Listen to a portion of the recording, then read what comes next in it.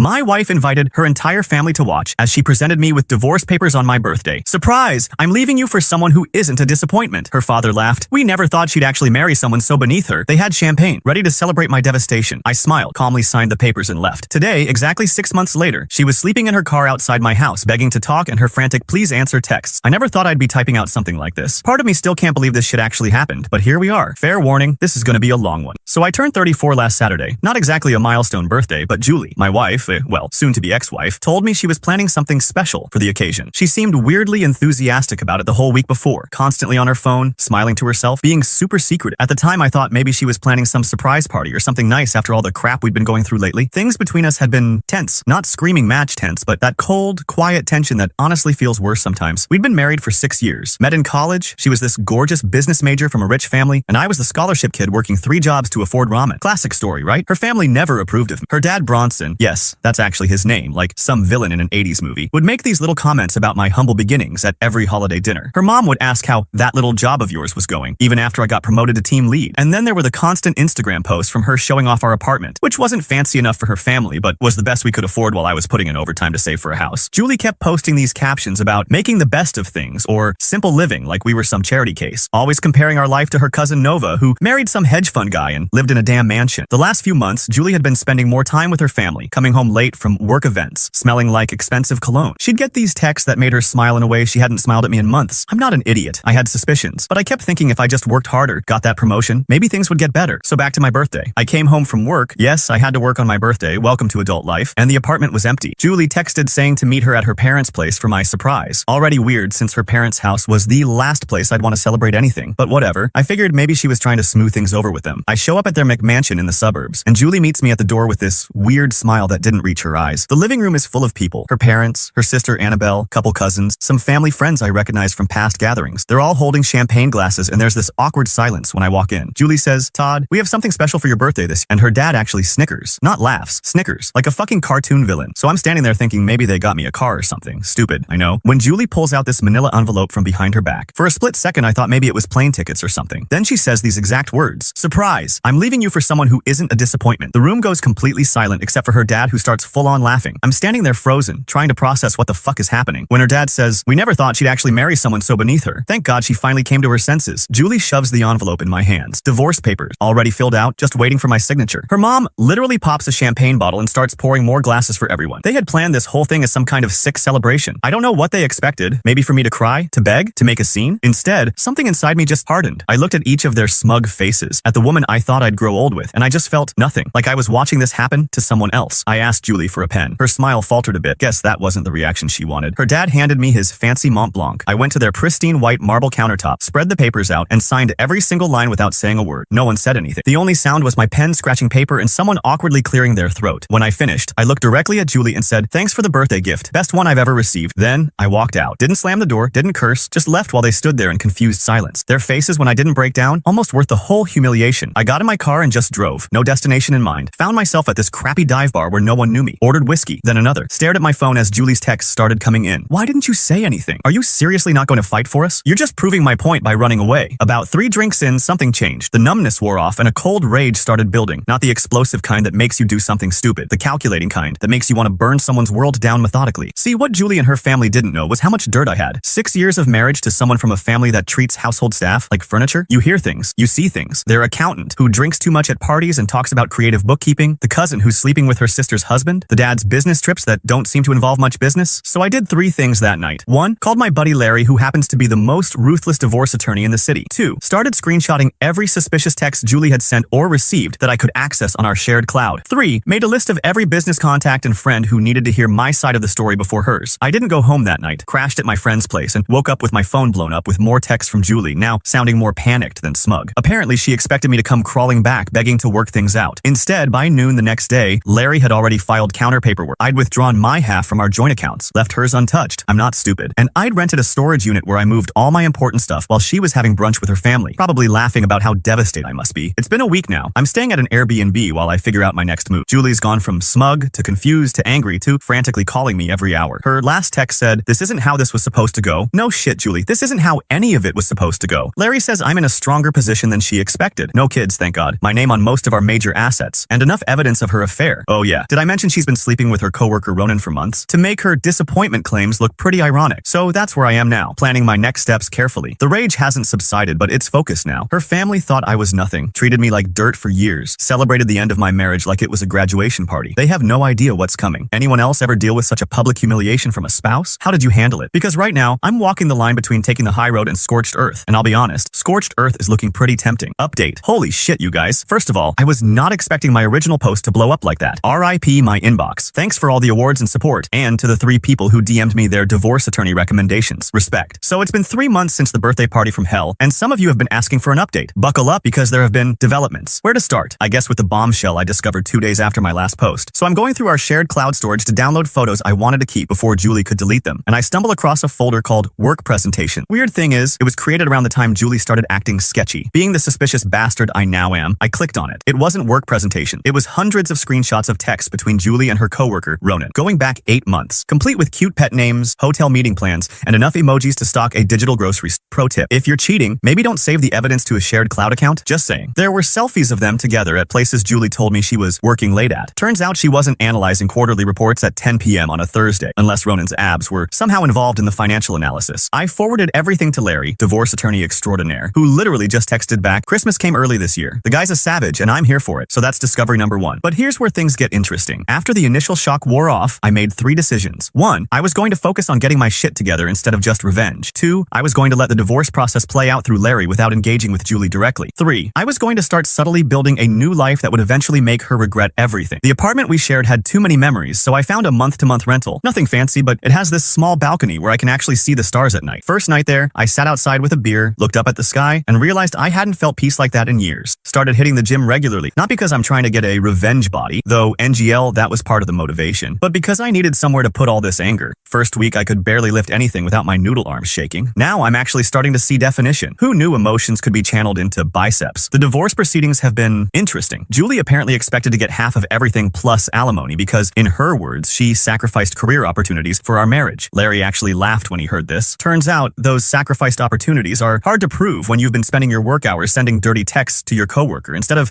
working. The affair evidence was our ace card. Julie's family had always positioned themselves as these perfect, upstanding community pillars. Her dad, Bronson, is always posting on LinkedIn about family values and integrity in business. The threat of their precious daughter's affair becoming public knowledge during divorce proceedings made them suddenly very agreeable to Larry's terms. One weird moment came when I was clearing out the last of my stuff from our apartment. Julie showed up unexpectedly. First time I'd seen her since the birthday ambush. She looked different. Hair all messy, wearing sweatpants, which she never did before. She started with this whole speech about how she made a mistake, how Ronan wasn't who she thought he was, how maybe we could talk about reconciliation. I just walked past her with my box of stuff and said I'd have my attorney contact hers if she had anything to discuss. The look on her face, like she genuinely couldn't comprehend that I wasn't falling to my knees with gratitude for this second chance, was honestly priceless. So here's where things stand now. The divorce is almost finalized. No alimony, thanks. Affair evidence. We're selling the apartment and splitting proceeds, though I let her keep most of the furniture since I'm starting fresh. I've reconnected with old friends Julie always hated. Remember my buddy Mike, who she said was a bad influence because he once brought grocery store wine to dinner instead of something fancy. Turns out he's still the same solid dude he always was, and now we hang out weekly for game nights. I started that side business idea Julie always laughed at. Nothing huge, just customizing vintage furniture. Something I always liked doing, but Julie thought was tacky. Made my first sale on Etsy last week. The profit was like $27 after expenses, but damn, it felt good. Here's where it gets juicy. Julie's family business, high-end real estate development, has hit some snags lately. Apparently, they had this big commercial project that lost its main investor. This happened right after I had lunch with my old college roommate who, plot twist, now works for that investor's company. Did I mention anything specific about Julie's family during lunch? Nope. Did I accept his LinkedIn connection request afterward? Absolutely. Julie's sister Annabelle reached out to me last week. She was always the only decent one in that family. Said Julie has been a complete wreck and Ronan dumped her after her dad tried to get him a better position at their company. Apparently, Ronan was only interested in Julie for her family connection. Shocked Pikachu face. Julie's Instagram has gone from daily posts about her hash-blessed life to complete radio silence. Meanwhile, I've been posting occasional updates, hiking trips, furniture projects, nights out with friends. Nothing flashy, just me living a normal, happy life. Her best friend accidentally liked one of my photos at 2 a.m., then quickly unliked it, so I know they're watching. Last night was what would have been our anniversary. I was sitting on my balcony, scrolling through Twitter, feeling pretty okay actually, when my phone lit up with a text from Julie. I know you probably hate me, but I can't stop thinking about where we would be if I hadn't ruined everything. I miss your terrible jokes and the way you always made coffee for both of us, even when we were fighting. The apartment feels so empty now. Ronan was a mistake. My family was wrong. I was wrong. Please, can we just talk? I'm not above begging at this point. I stared at that text for a full hour, typed and deleted about 15 different responses. In the end, I just put my phone down and went to bed without replying. crying. The thing is, 3 months ago, I would have given anything to get a text like that from her. Now, I'm not even sure what I want anymore. The anger is still there, but it's different now, less consuming. This morning, I woke up to find she'd sent 5 more messages overnight, each more desperate than the last. The final one just said, "I'm parked outside your building. Please come down." I looked out my window, and sure enough, there was her white Audi in the visitor parking. She was just sitting there, looking up at the building. I closed the blinds and made coffee. What would you do? Part of me wants to hear what she has to say. Another part thinks opening that door even a crack would undo all the progress I've made. And a small, petty part that I'm not proud of wants her to feel exactly what I felt that day at her parents' house. Life is weird, man. 3 months ago, I thought my world was ending. Now I'm actually starting to think whatever comes next might be better than what I had before. Final update. I never expected to be writing a third update to this saga, but life keeps throwing curveballs. For those just tuning in, check my post history for the full backstory. Basically, my ex-wife Julie ambushed me with divorce papers at my birthday party in front of her entire family, who literally popped champagne to celebrate getting rid of me. Classy stuff. So it's been exactly 6 months since that lovely birthday surprise. A lot has changed. I moved out of that month-to-month rental into an actual house. Nothing fancy, just a small 3-bedroom in a decent neighborhood, with a yard where I can finally get a dog. More on that later. The divorce was finalized 2 months ago, with surprisingly little drama in the end. Julie's family lawyer folded like a cheap lawn chair once Larry showed the receipts of the affair. My furniture side hustle has been doing okay. Not quitting my day job okay, but enough to fund my coffee addiction and pay for streaming services. I've got regular customers now who specifically request my style. Still weird to think people actually like the stuff Julie used to call tacky garage sale rejects. Anyway, I was having a pretty normal Thursday night. Ordered pizza, binging that new series everyone's talking about on Netflix. Honestly, it's mid, but I'm too invested to stop now. When my Ring doorbell notification goes off at like 11:30, I check it, thinking it's probably some drunk neighbor who got the wrong house again. Instead, I see Julie's car parked across the street, just sitting there, lights off. At first, I thought maybe she'd dropped someone off, but the car didn't move for over an hour. So I did what any normal person, ignored it and went to bed. But I couldn't sleep knowing she was just waiting out there. Around 1 in the morning, I checked the camera again, and her car was still there. That's when my phone started blowing up with texts. "Todd, please, I know you're home. I just need 5 minutes. I've been trying to reach you for weeks. Please answer. I've made a horrible mistake." And the kicker that actually made me get out of bed. I've been sleeping in my car for 2 days. I have nowhere else to go. I went to the window, and sure enough, I could see her reclined in the driver's seat of her Audi. The same car her daddy bought her for her 25th birthday that she once told me was entry level, even though it cost more than I made in 6 months. I debated what to do. Part of me, the petty part, wanted to just close the blinds and let her enjoy her car camping experience. But I'm not actually a monster, so I threw on sweats and a hoodie and went outside. The look on her face when I tapped on her window was rough. Her makeup was smeared, hair unwashed, wearing what looked like the same clothes from her last Instagram post 3 days ago. She scrambled to unlock the door, almost falling out in her rush to talk to me. First thing I noticed was the smell. Not like BO smell, but that stale, fast food and desperation smell you get from living in your car. Second thing I noticed was she'd lost weight. Like, a lot. Julie was always thin, but now she looked almost gaunt. She started rambling immediately, half crying, half talking. It took a minute to make sense of what she was saying. Apparently Ronan, a fair guy, wasn't just sleeping with her, he was also funneling information about her family's business to competitors. Once Julie's dad found out, he fired Ronan, who promptly dumped Julie and disappeared with a bunch of confidential info. But it gets better. Julie, in her infinite wisdom, had been covering for Ronan at work, changing reports to make his numbers look better because she was in love. When everything came to light, Daddy Dearest finally had enough and cut her off completely. No more job at the family business, no more allowance, no more paid apartment. She'd been couch surfing with friends for weeks, but had burned through everyone's goodwill. Her last roommate kicked her out for not paying rent, which is how she ended up sleeping in her car outside my house as a last resort. I couldn't help but ask why she didn't go to her parents' McMansion. That's when she dropped the bomb that her dad Bronson's business was under investigation for some shady financial stuff that Ronan had exposed. Turns out Mr. High and Mighty had been cutting corners and cooking books for years. Their assets were temporarily frozen, and they'd had to downsize dramatically while the investigation continued. The karmic justice was almost too perfect. I invited her inside, not because I was considering taking her back, but because it was cold, and I didn't need a hypothermic X on my conscience. She walked in and immediately started crying again, this time about how nice my place looked. It's literally just normal furniture with actual plants I've managed to keep alive, but compared to her living in a car, I guess it was the Ritz. We sat at my kitchen table, and I made coffee while she talked. The whole story came pouring out. How her parents had pressured her into the divorce after finding out about Ronan, convincing her she could trade up while taking half my assets. How they'd planned the whole birthday ambush as a way to humiliate me so I'd sign quickly without fighting. How she'd realized within weeks that she'd made a terrible mistake, but her pride kept her from admitting it. She actually said, and I quote, "I thought you'd fight for me." That's when I laughed. Not meanly, just the absurdity of it all. She orchestrates this public humiliation, tells me I'm a disappointment, serves me divorce papers on my birthday, and expected me to what? Beg her to reconsider? Write a heartfelt letter about how I couldn't live without her? I asked her what she wanted from me now. More tears? Then she laid it out. She wanted to try again. She'd learned her lesson and grown as a person. In 6 months, apparently. She had nowhere to go, no money, no job prospects. Her expensive degree was useless without Daddy's connection. She thought maybe she could move in with me while we figured things out. I let her finish. Then, I did something that surprised even me. I thanked her. I thanked her for the divorce, for showing me exactly who she and her family were, for forcing me to rebuild my life on my own terms. The past 6 months had been hard, but also weirdly liberating. For the first time since college, I was making making choices based on what I wanted, not what would please her or impress her family. She stared at me like I'd grown a second head. Then came more tears and bargaining. She'd do anything to fix things. She'd changed. She'd never appreciated what she had. I told her she could crash on my couch for one night because it was late and I wasn't sending anyone out to sleep in their car. But in the morning, she needed to figure out her next steps. Steps that didn't involve me. The look of shock on her face was almost comical. I don't think Julie had ever been told no in her entire life. Morning came, and I made breakfast because that's just what decent humans do. While we were eating, her phone rang. It was her dad. She put it on speaker, habit I guess, and I heard Bronson's voice for the first time since the birthday party. Gone was the smug condescension, replaced by something I'd never heard from him before. Desperation. Their business was barely hanging on. Investors were pulling out left and right. They needed help from someone with connections in the industry, and Julie had mentioned I'd been doing well. He actually asked if I would consider meeting with him to discuss potential opportunities for mutual benefit. I almost choked on my coffee. The same man who laughed at me for being beneath his daughter was now practically begging for my help. Julie looked at me with this weird mix of hope and embarrassment. I told Bronson I wasn't interested in any business arrangements with him, but I knew someone who might be able to help. Mia, the woman I'd been seeing for the past month. She's actually brilliant at helping struggling businesses rebuild their reputation. Just friends so far, but honestly, the healthiest relationship I've had in years. There was a long silence on the phone, then Bronson asked for her contact information. I gave it to him, ended the call, and looked at Julie. The realization was dawning on her face that not only was I not taking her back, but I'd moved on. She left an hour later with a backpack of essentials and an Uber to her sister Annabelle's place, who'd agreed to let her stay temporarily. As she was leaving, she asked if I would ever forgive her. I told her I already had, not for her sake, but for mine. Holding on to anger was exhausting, and I had furniture to refinish and a dog to adopt. Speaking of which, meet Max, the three-legged rescue pit bull I adopted last weekend. Tax included in post. He drools on my couch and steals my socks, but he's the best decision I've made in years. So that's the end of the Julie saga. 6 months from champagne celebrating my devastation to sleeping in her car outside my house. Life comes at you fast. I don't know what happens next for her. I hope she figures her shit out. I hope her family learns something from all this. But mostly, I'm just looking forward to all the things I never got to do when I was trying to fit into their world. Traveling without worrying about luxury accommodations. Making furniture without being told it's embarrassing. Getting a dog that sheds all over everything. For those who followed this whole crazy story, thanks for the support, the advice, and occasionally calling me out when I was being a dick. It helped more than you know. Anyone else come out the other side of a nightmare and realize it was actually the best thing that ever happened to you?